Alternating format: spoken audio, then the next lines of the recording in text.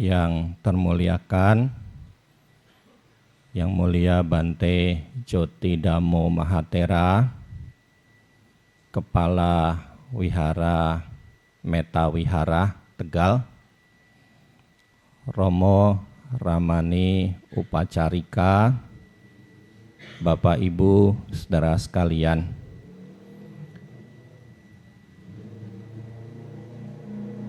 Bersama pada malam hari ini kita berkumpul untuk melakukan puja pati dana, puja persembahan kebajikan yang kita tujukan untuk sanak keluarga, leluhur yang telah meninggal, serta semua makhluk yang memiliki ikatan karma dengan kita dan membutuhkan jasa kebajikan dari kita.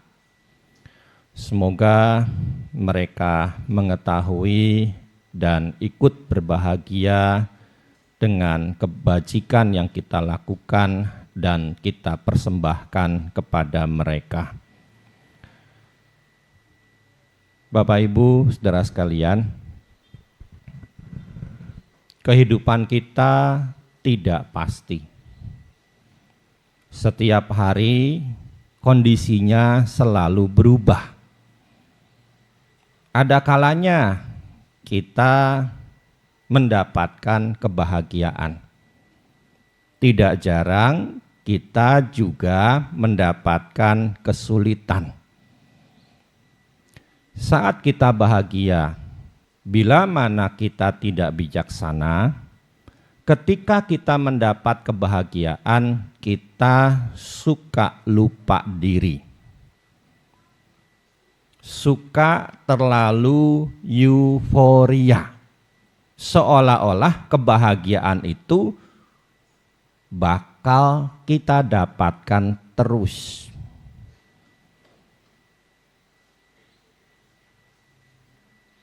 Ketika kita mengalami kondisi yang sebaliknya, ketika kita mengalami kondisi yang sulit dan amat sangat sulit, kita cenderung putus asa. Kita suka frustasi. Kok enggak kelar-kelar? Kok enggak udah-udah? Baru susah begini, belum selesai, datang lagi susah berikutnya. Baru susah begini, baru aja tenang sedikit, kok datang lagi susahnya. Mau sampai kapan? Terkadang ketika kita dalam kondisi yang sulit itu, kita suka mengharapkan datangnya bantuan. Kita suka mengharapkan datangnya pertolongan. Kita suka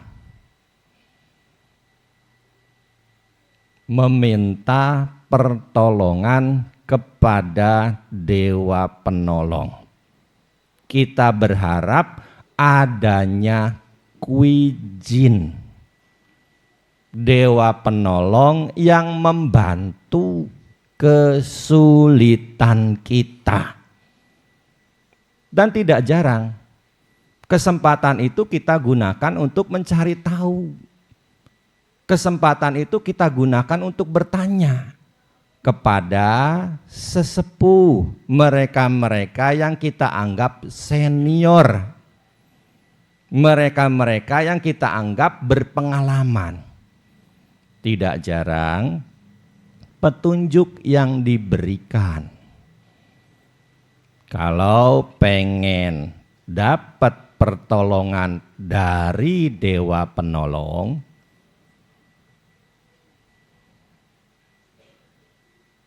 kita suka disuruh membakar kertas Kwijin Hu.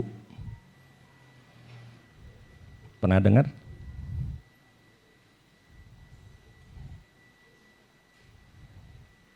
Pernah dengar? Kui Jin Hu. Hu, kertas.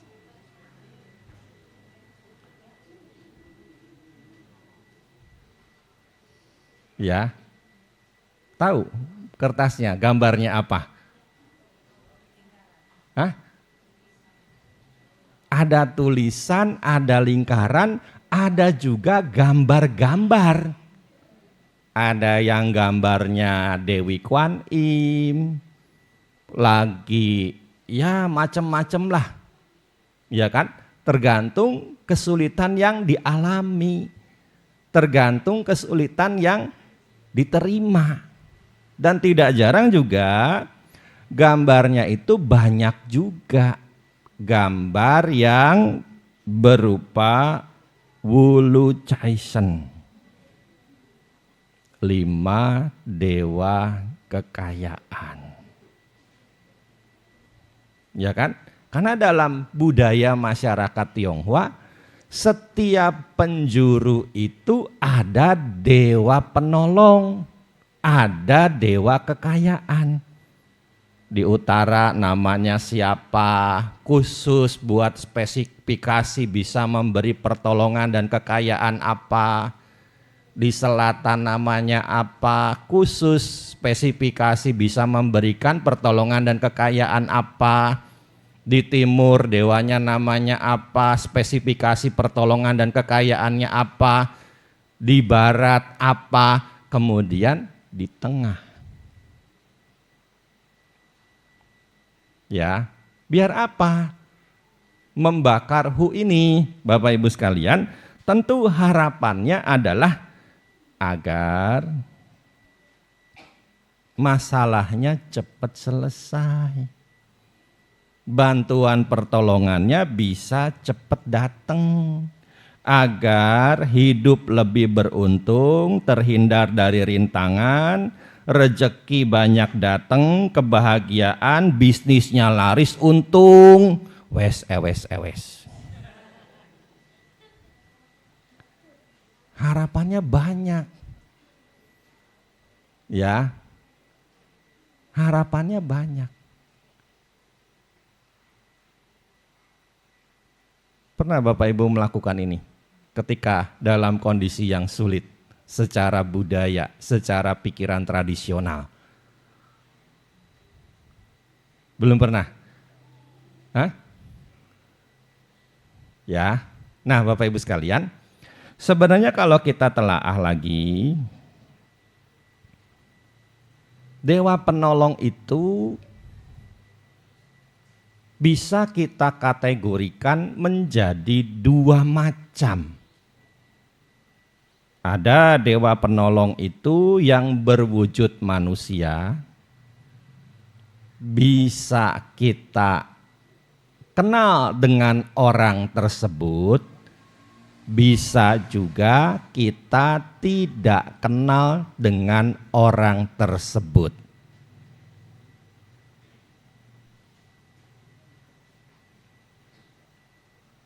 Ya, jadi bisa itu berwujud manusia. Di sisi yang lain juga bisa itu adalah sosok dewa. Yang tentunya dewa tersebut punya ikatan karma dengan kita. Ya, jadi jangan kita selalu berpikir dewa penolong itu harus bersosok yang tidak kelihatan. Jadi bisa sebenarnya sosoknya itu manusia, baik yang kita kenal maupun yang tidak kita kenal, tidak kita ketahui. Ya, untuk menguatkan narasi ini, saya akan menyampaikan beberapa cerita tentang hal ini. Bapak Ibu sekalian, di zaman dinasti Han di Tiongkok, dinasti Han itu ada dua. Ada dinasti Han Barat dan ada dinasti Han Timur. Dinasti Han Barat itu dari tahun 2006 sebelum Masehi sampai dengan tahun 24 Masehi. Lalu dilanjutkan dengan dinasti Han Timur di tahun 25 Masehi sampai dengan tahun 220 Masehi. Ya, jadi kalau kita hitung zamannya dinasti Han kalau digabung Barat dan Timur itu sepanjang 400 tahunan. Dinasti Han itu didirikan oleh Liu Pang. Siapa Liu Pang? Seorang petani miskin yang punya mimpi jadi pemimpin dan berhasil. Dan pada periode dinasti Han inilah agama Buddha masuk ke Tiongkok. Ya. Jadi agama Buddha itu masuk ke Tiongkok pada sekitar abad pertama sebelum Masehi. Sebelum Masehi. Jadi kurang lebih 500 tahun setelah Sang Buddha parinibbana. Ya. 500 tahun setelah Sang Buddha parinibbana, agama Buddha masuk ke Tiongkok yang kemudian beradaptasi dengan budaya yang berkembang di Tiongkok, dengan tradisi yang berkembang dan sudah ada di Tiongkok. Taoisme dan Konfusianisme.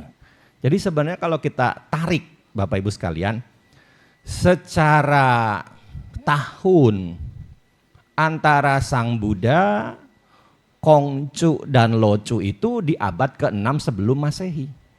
Cuma yang dua di Tiongkok, yang satu di India. Ya. Nah, sepanjang hidupnya kan kalau kita membaca buku-buku, antara Locu sama Kongcu itu pernah 2 atau 3 kali ketemu.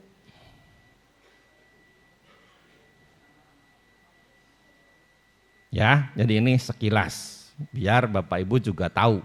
Karena banyak anggapan yang berkembang di masyarakat menganggap bahwa agama Buddha itu bukan dari India, tapi dari Tiongkok. Sebenarnya kembali lagi agama Buddha masuk ke Tiongkok sekitar abad pertama sebelum Masehi. Bisa dipahami? Ya, jadi nanti bisa ngasih alasan-alasan kalau ditanya. Jadi kurang lebih agama Buddha masuk ke Tiongkok itu pada masa dinasti Han Barat.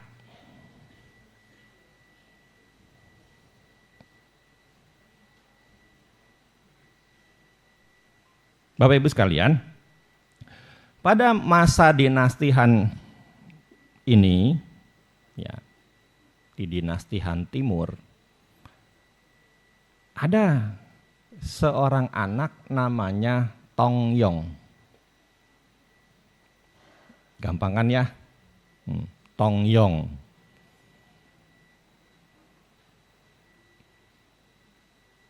Dia hidup di kota Kiancheng. Dia adalah anak yatim. Ibunya sudah meninggal. Tinggal ayahnya. Dan kondisi ayahnya juga sudah sakit-sakitan.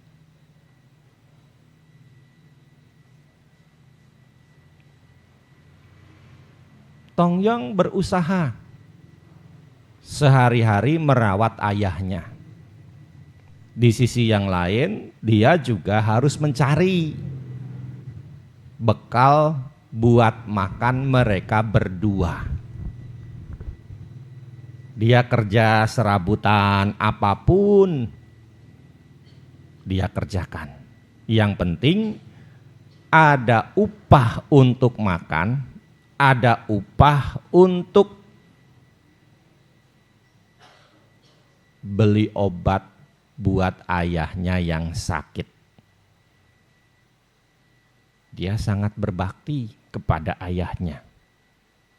Dengan kondisi yang sudah sepuh, sudah tua, dia mau merawat ayahnya. Segala upaya dilakukan biar ayahnya kembali pulih sehat. Tapi kondisi berkata lain. Ayahnya meninggal dunia. Bapak Ibu sekalian, Tong Yong nggak punya duit buat menguburkan jenazah ayahnya. Kenapa? Karena sehari-hari aja sulit, makan susah, kerjanya serabutan. Ya. Nah, apa yang dia lakukan? Dia pergi ke pasar. Di pasar dia menjual dirinya dalam makna yang positif, bukan dalam makna yang negatif. Ya, dia menawarkan dirinya. Siapa yang mampu memberinya uang untuk mengurus jenazah ayahnya dikuburkan, maka setelah upacara perkabungan selesai, Tong Yong akan datang ke rumah orang itu untuk menjadikan dirinya sebagai budak. Apapun boleh diperintahkan oleh orang yang memberinya uang ini. Ya. Jadi dia rela. Dirinya ini bekerja apapun kepada orang yang mampu memberinya uang untuk menguburkan jasad ayahnya. Saat itu ada orang kaya yang lewat tempat tersebut. Melihat ada kerumunan, orang kaya ini mendekat. Orang kaya ini pun jatuh iba. Dia pun kemudian memberi Tong Yong sekantung uang. Uruslah pemakaman dan upacara perkabungan ayahmu. Setelah itu datanglah ke rumahku. Ya, Tong Yong pun kemudian mengucapkan banyak-banyak terima kasih kepada orang kaya ini. Ya, orang kaya itu pun kemudian berlalu setelah Tong Yong mengucapkan Ban Ban Kam Sya.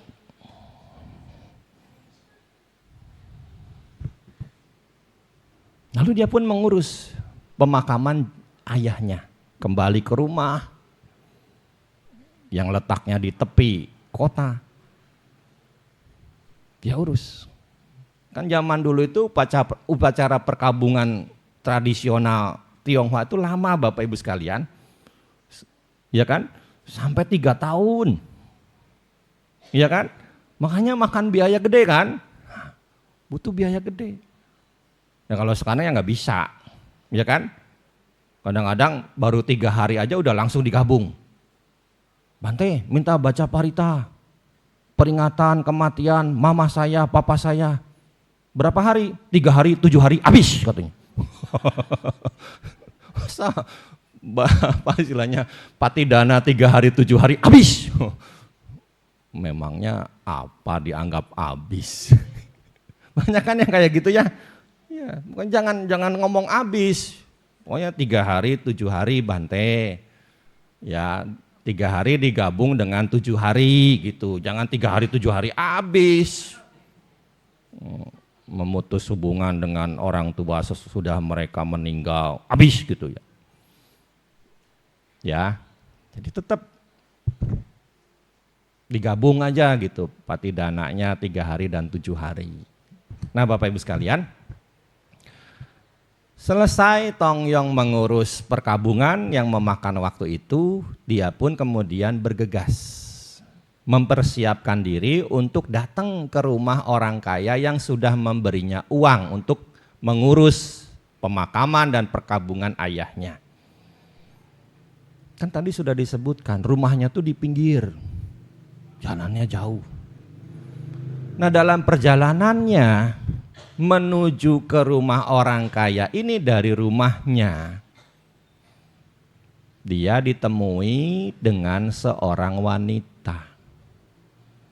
Wanita itu datang mencegat Tong Yong di tengah jalan. Aku tertarik denganmu, Tuan.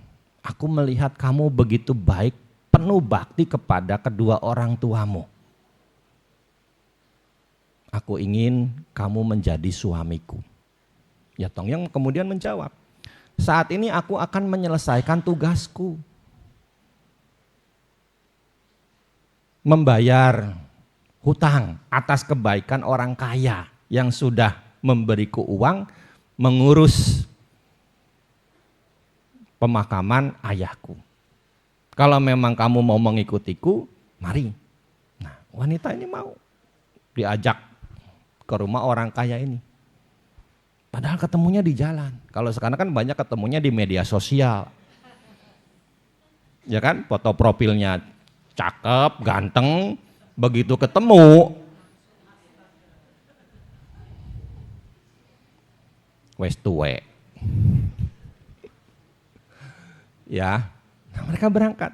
Sampai di depan rumah orang kaya, ya Tong Yong mengatakan kepada pelayan rumah yang menjaga gerbang, aku adalah Tong Yong yang waktu itu aku menjual diriku demi mendapatkan uang untuk pemakaman ayahku.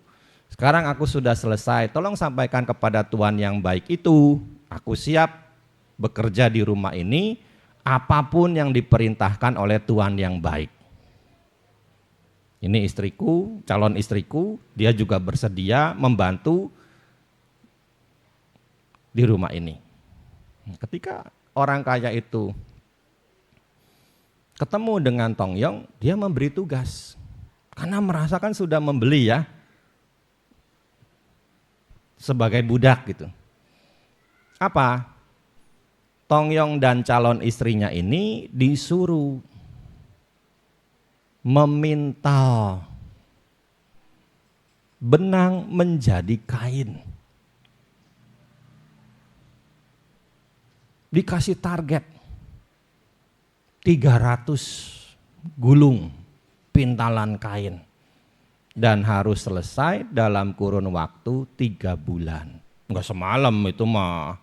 Semalam mah kecepetan, kan enggak pakai pasukan jin. Emangnya Bandung Bondowoso. Ya, atau Sangkuriang. Ya. Nah, jadi kalau kita hitung dalam sebulan berapa yang harus dia bisa hasilkan? 100 kan ya. Tapi karena sudah merasa dirinya dibeli, Tong Yong pun mengerjakan pekerjaan itu dengan dibantu oleh calon istrinya, wanita yang ditemuinya di jalan. Dan Bapak Ibu sekalian, apa yang terjadi? Ternyata wanita ini sangat mahir memintal benang menjadi kain. Dia mampu mengerjakan pekerjaan yang ditargetkan oleh orang kaya itu selama 3 bulan hanya dalam waktu 1 bulan selesai.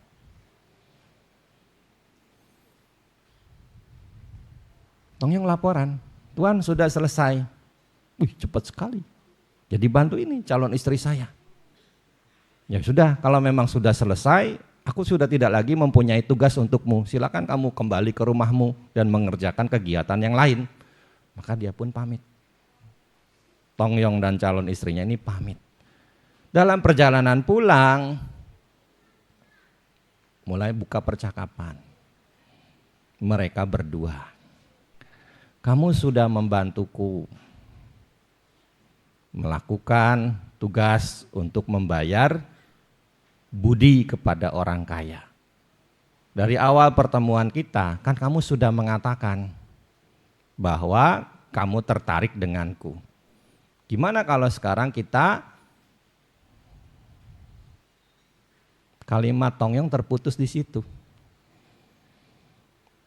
Apa yang terjadi? Wush. Wanita itu menghilang. Ya kan harus wush.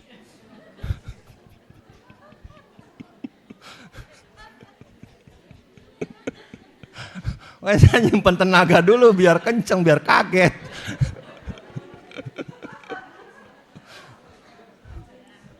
Wanita itu menghilang, lalu muncul suara yang adalah suara wanita itu. Anak muda, ketahuilah, aku adalah Dewi Pemintal yang turun dari surga, dari kahyangan. Dewa-dewa di surga mengetahui baktimu kepada kedua orang tuamu dan mereka menugaskanku untuk membantu menolongmu. Sekarang tugasku sudah selesai, aku akan kembali lagi ke kahyangan. Jadi seperti tadi kan sudah disebut, Kui Jin itu bisa orang, bisa juga sosok dewa. Ya kan? Tadi kan orang kaya itu kuiren, orang yang menolong kan. Nah jadi gak selamanya kita harus berpikir itu sosok dewa. Jadi dalam cerita ini kan ada dua, ada Kui Jin, ada kuiren. Kuirennya orang kaya itu, Kui Jinnya Dewi Pemintal. Nah Bapak Ibu sekalian, kalau kita nelaah Jataka, ya kan, banyak kan kisah-kisah di mana Dewa Saka itu kagum terhadap kebajikan Bodhisatta sampai-sampai turun ke dunia untuk membantu, untuk menguji. Ya, banyak itu dalam cerita-cerita Jataka kasus-kasus seperti ini. Tapi saya akan cerita yang lain. Karena Jataka kan sudah banyak diceritain. Atau kalau memang Bapak Ibu mau tahu lebih dalam, pergi aja ke Borobudur, di sana ada Jataka Mala, untayan kelahiran kehidupan lampau Bodhisatta. Banyak cerita-cerita di situ. Ya, jadi jangan cuma ke Borobudur pas ada ITC sama Asada. Hari-hari biasa juga ke Borobudur. Belajar kebajikan-kebajikan yang tersurat di dalam buku raksasa. Relief-relief yang tercantum di Borobudur. Saya mau cerita tentang Anathapindika. Anathapindika itu murid Sang Buddha, upasaka yang terkenal akan kedermawanannya. Nama kecil dari Anathapindika adalah Sudatta. Karena dia memiliki kemampuan finansial, sehari-hari kekayaan yang dimiliki itu digunakan untuk berbuat kebajikan, memberi makan kepada mereka yang lapar.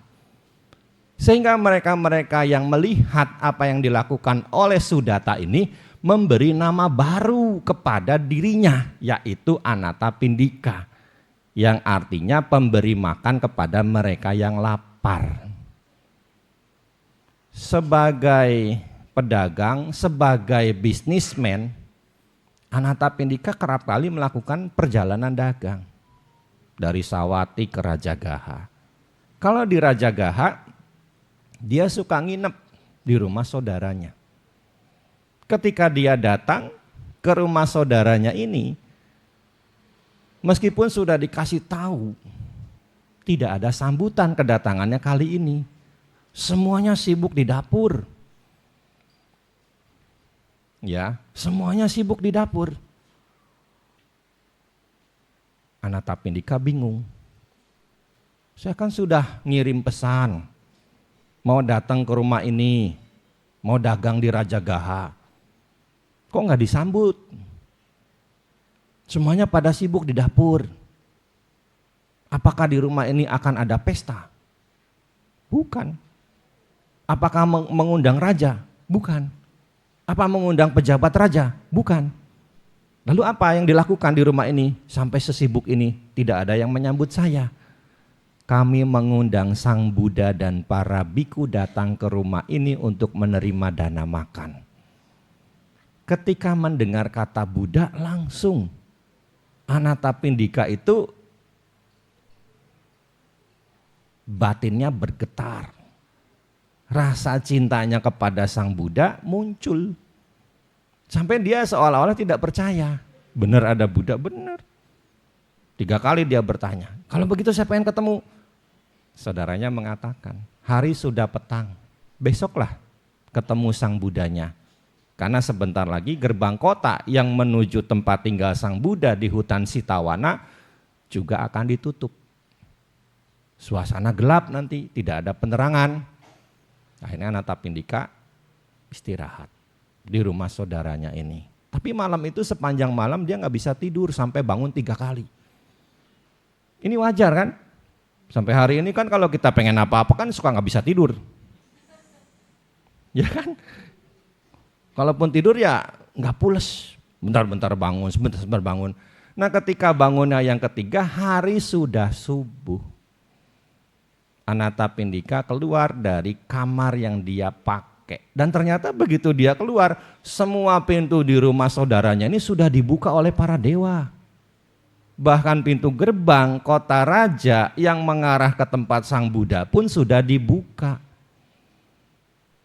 Anathapindika berjalan ke sana. Nah begitu dia sudah berada di luar gerbang, ragunya muncul. Kenapa? Karena dia ingat untuk ke hutan Sitawana setelah keluar gerbang ini berjalan beberapa langkah ketemu kuburan.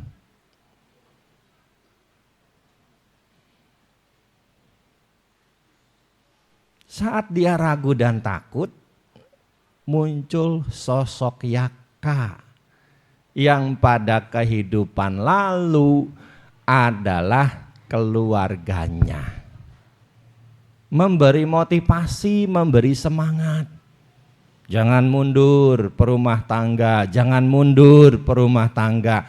Aku akan memandumu menuju Sang Buddha. Ya, dengan penerangan obor di tangan Yaka ini. Hingga akhirnya Anathapindika pun ketemu Sang Buddha, mendengar khotbah Dhamma dan mencapai Sotapanna. Dia pun kemudian mengundang Sang Buddha untuk ke Sawati. Siapa Yakanya kalau begitu?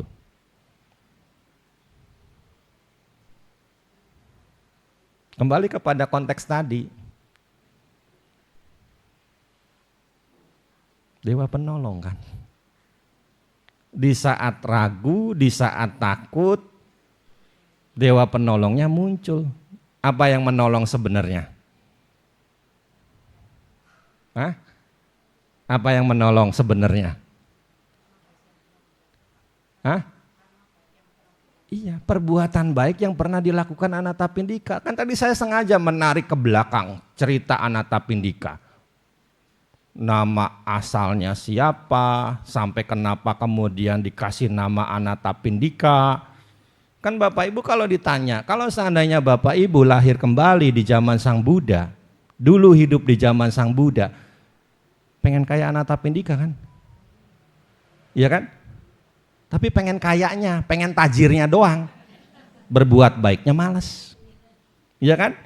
Kenapa? Karena Anathapindika itu di zaman Sang Buddha sehari ke wihara tuh 4 kali Bapak Ibu.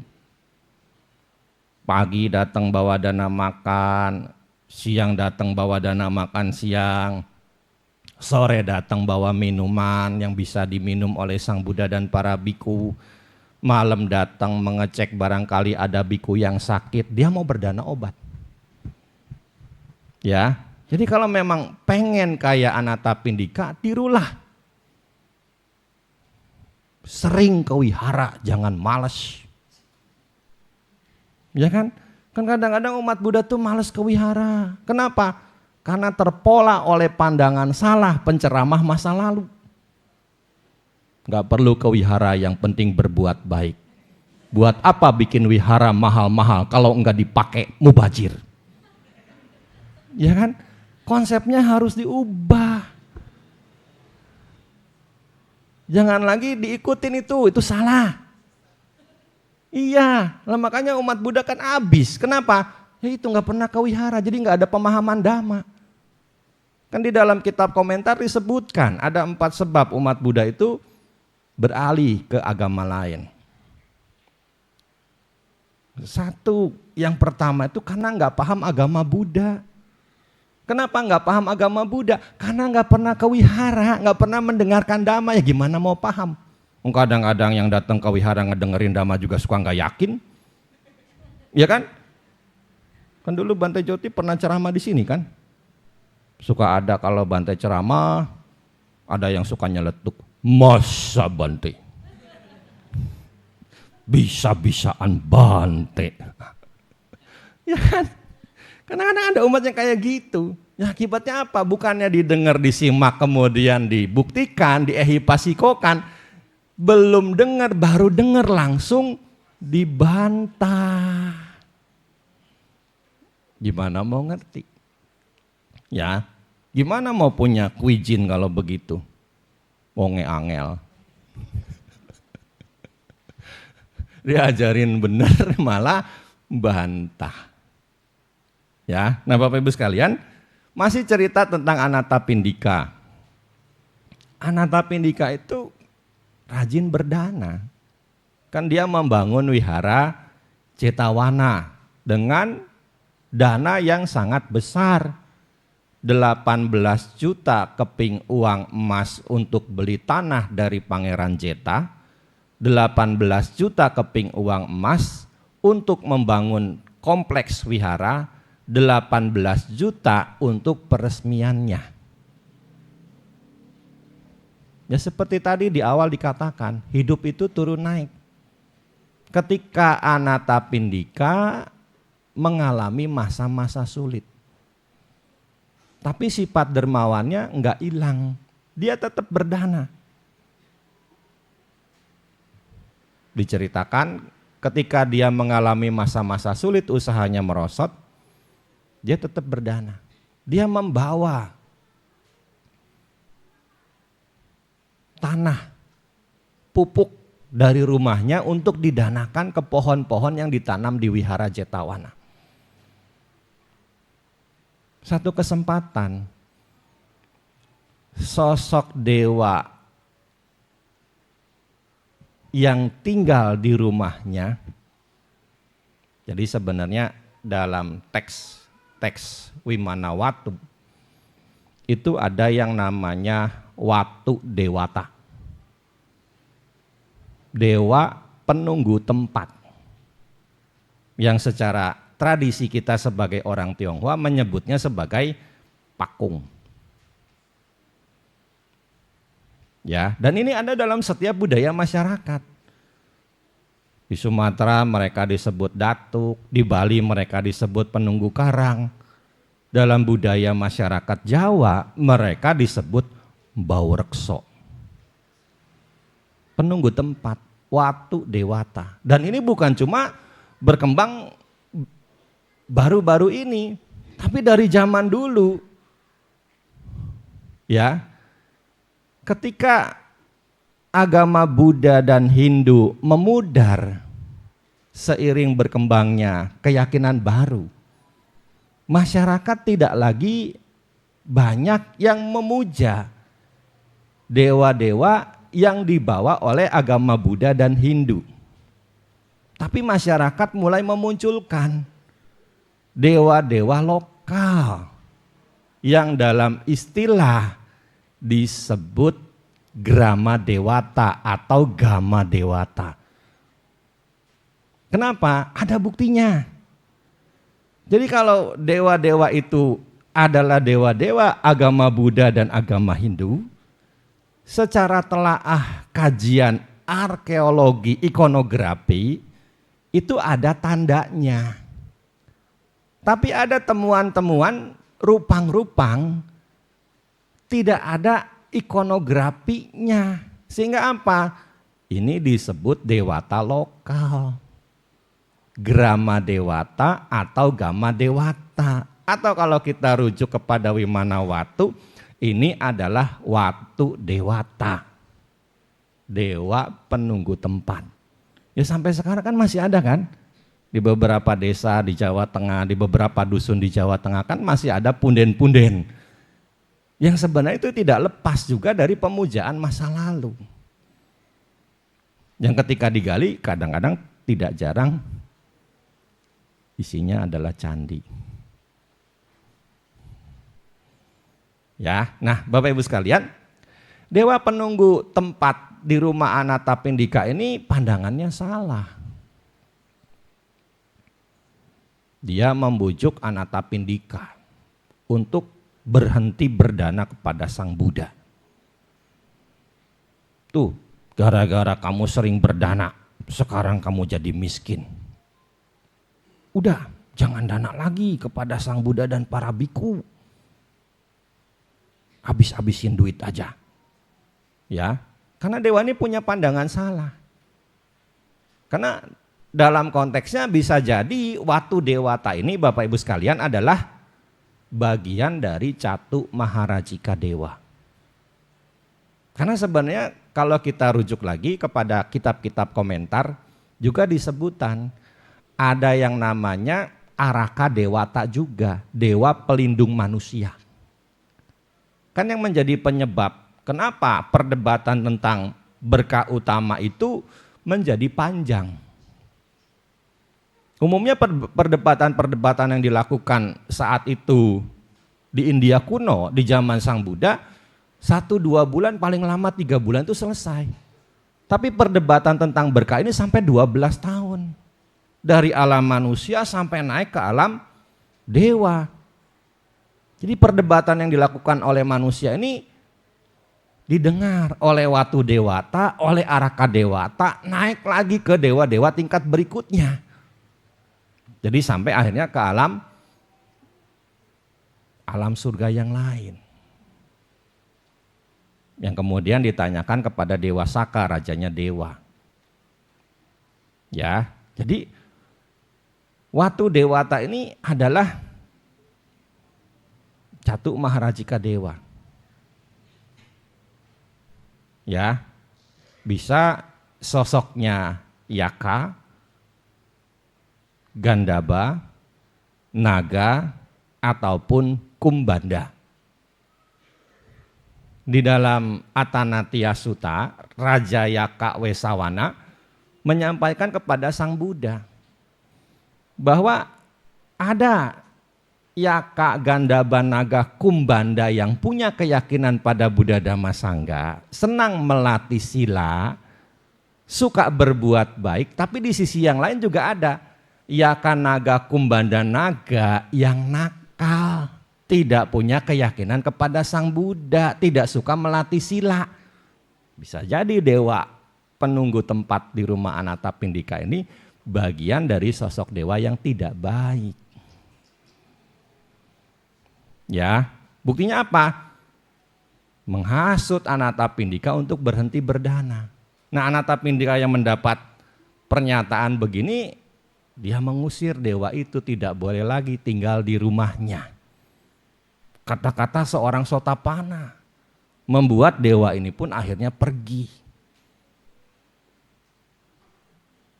Ya, dia mengembara tuh jadi dewa yang homeless. Dewa yang gak punya rumah, gak punya tempat tinggal. Ya, karena memang di dalam Atanatya Sutta itu Raja Wesawana itu mengatakan kalau seandainya ada murid-murid Sang Buddha yang sudah menyatakan diri berlindung pada Buddha Dhamma Sangha, diusilin sama Yaka yang bandel, kan diberi 5 hukuman. Salah satunya adalah jadi dewa homeless itu, nggak punya tempat tinggal.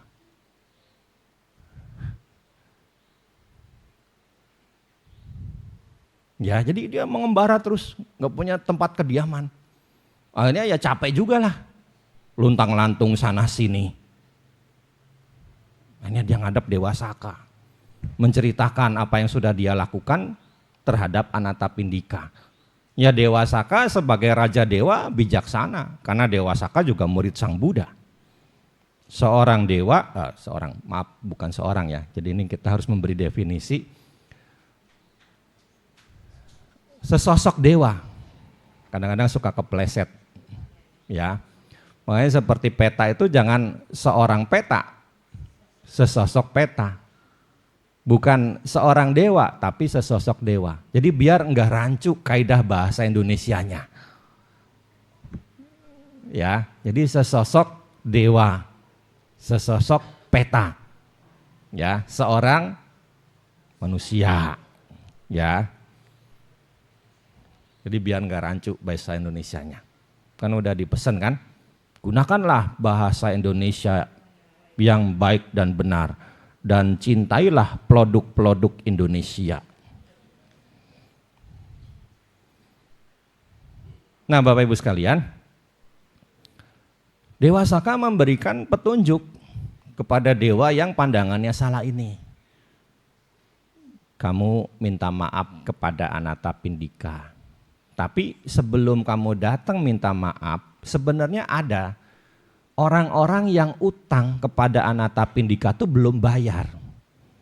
Kamu datangi mereka, bujuk-bujuk mereka dengan kemampuanmu agar mereka bayar utangnya itu kepada Anatapindika. Lalu ada juga harta karun yang memang milik leluhurnya Anatapindika yang sekarang disembunyikan di sekitar rumah Anatapindika, yang sempat juga hanyut terbawa banjir. Kamu kumpulkan dan berikan kepada Anatapindika. Lalu juga ada harta karun lain yang tidak bertuan, kumpulkan dan serahkan kepada Anatapindika. Nah, dewa itu pun kemudian melakukan apa yang menjadi petunjuk dari Dewa Saka dalam upaya dewa itu untuk minta maaf kepada Anatapindika, dan dia berhasil mengumpulkan harta-harta itu. Setelah semua harta Anatapindika pulih, dia pun menampakkan diri di hadapan Anatapindika untuk menyampaikan minta maafnya dan apa yang sudah dia lakukan. Ternyata setelah dia mencari tempat, Dewa Saka ngasih tahu cuma tempatnya Anatapindika inilah yang cocok menjadi tempat tinggalnya. Anatapindika pun kemudian membawa dewa ini kepada Sang Buddha. Ya, lalu oleh Sang Buddha diberikan khotbah dhamma dewa ini hingga dewa itu pun kemudian mencapai Sotapanna. Ya, jadi ada kisah-kisah sebenarnya di mana murid-murid Sang Buddha itu banyak yang dijumpai oleh para dewa. Baik mereka datang untuk memberitahu dhamma, kadang-kadang mereka juga datang untuk mendengarkan khotbah dhamma dari murid-murid Sang Buddha. Ada juga mereka datang memang untuk menjadi dewa penolong. Ya, nah Bapak Ibu sekalian, sebenarnya kalau memang kita menginginkan hidup kita ini memiliki dewa penolong, ada caranya. Ada caranya. Ya, ada caranya. Nah, mumpung saya ingat sebenarnya begini. Cerita yang Tongyong tadi itu, Bapak Ibu pernah ke Rumah Duka Grand Haven Jakarta? Pernah ya? Jangan langsung naik. Di belakang pos security itu kan ada taman. Di belakang pos security itu ada taman. Ya, di situ ada beberapa rupang, beberapa patung. Sebenarnya patung kisah anak berbakti itu semua sudah ada di situ. Ya, saya juga baru ngeh pada saat saya ngikut itu kremasi Bante yang meninggal kecelakaan di Ciledug itu. Kan waktu itu saya ngikut naik bis, begitu turun dari bis kan nggak bisa naik ke lantai atas parkir 8 kan? Saya turun di bis itu. Ini patung apa nih? Begitu saya deketin, oh ini patung-patung kisah anak berbakti. Dalam budaya Tionghoa kan ada kan? Filial piety itu. Ya kan? Ada itu. Jadi itu sudah ada pahatannya. Jadi ini saya ceritain satu-satu nanti biar nanti ke sono, oh ini cerita Tongyong yang ini. Karena di situ juga ada narasinya, ada prasasti isinya narasi. Ini mumpung saya ingat. Ya, jadi nanti kalau ini jangan langsung naik itu, karena di situ sudah ada diorama yang menggambarkan tentang kisah-kisah anak berbakti ini. Nah sekarang gimana biar kita punya dewa penolong? Perbuatan apa yang harus kita buat? Ada pepatah yang mengatakan, kalau ingin bahagia, maka bahagiakanlah orang lain.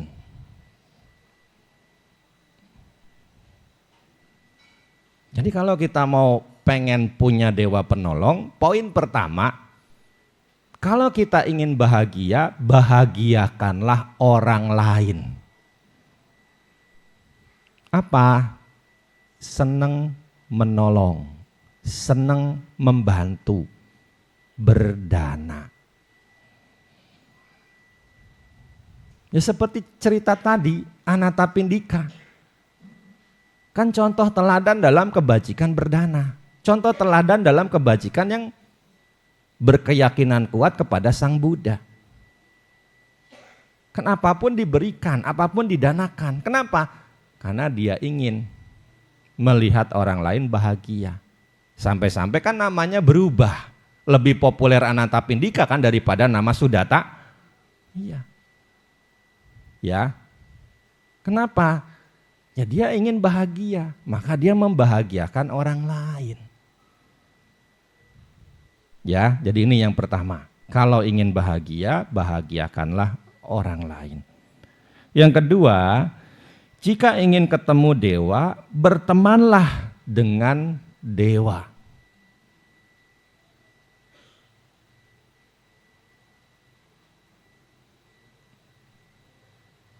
Kalau ingin ketemu dewa, bertemanlah dengan dewa. Dewa di sini dalam konteks orang-orang baik, kalyana mita. Ya, kenapa? Karena kan menjadi contoh teladan buat kita, menjadi contoh dalam hal-hal yang baik. Makanya kenapa? Ya kan kalau kita di wihara kan Bapak Ibu ketemu kalyana mita. Bisa itu sesama upasaka upasika, bisa juga dengan para biku, ya kan? Kan para biku kan bisa menjadi contoh teladan, memberikan masukan, memberikan dorongan, memberikan motivasi kepada Bapak Ibu sebagai umat Buddha untuk berbuat baik. Ya kan? Apa yang saya ocehin dari tadi, kan isinya dorongan untuk berbuat baik kan? Sebagai kalyana mita di dalam dhamma, mendorong umat berbuat baik. Jadi kalau memang pengen ketemu dewa, gaullah, bertemanlah dengan dewa. Ya, kan kalau di wihara ya circle-nya lebih nyata, lebih nyambung begitu kan. Lingkungan pergaulannya kan lebih nyambung. Lah ini kan udah patidana, bulan depan udah katinanan. Nah itu. Kan circle untuk kebajikannya selalu tersedia ketika kita sering datang ke wihara. Besok ada puja bakti enggak? Nah itu siapa yang ceramah? Nah itu. Kan ada kesempatan untuk belajar dhamma. Ada kesempatan untuk memahami ajaran Sang Buddha. Nah kalau umat Buddha enggak pernah ke wihara gimana mau punya dewa penolong? Enggak pernah bergaul sama dewa, enggak pernah bergaul sama orang baik. Ya kan? Ya, kan kadang-kadang Bante sekarang mah saya gampang, nggak perlu ke wihara ngedengerin dhamma, buka aja media sosial merah. Sudah ada kok katanya ceramah-ceramah dhamma dari Bante siapapun. Kembali lagi, emang nanti YouTube bisa jadi kuijin? Ya kan, kita kan butuh interaksi sosial, ya kan? Banyak umat Buddha tuh kalau saya ngomong begini saya dibantah begitu. Semalam juga saya ceramah Patidana itu. Umatnya bantah, Bante saya sibuk dagang. Saya kan bisa baca parita di rumah, Bante.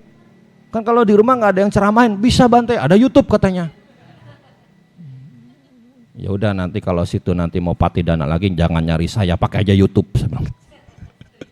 Iya, iya kan nggak bisa begitu kan, kita butuh interaksi sosial kan.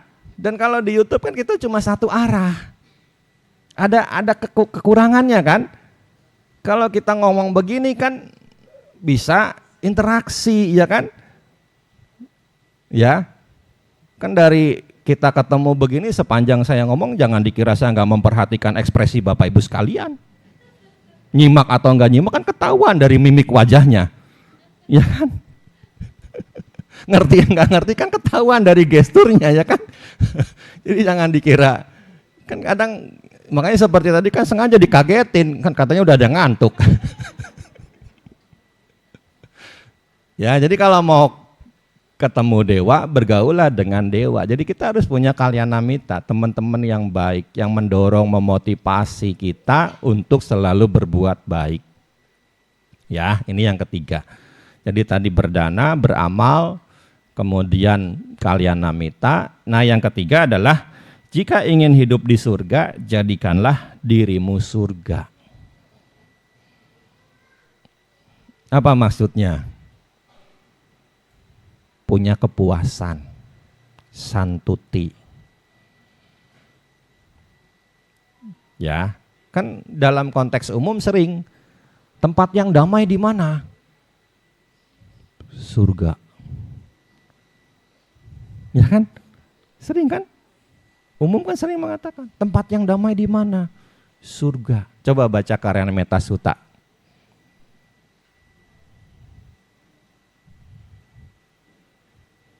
Gata pertama,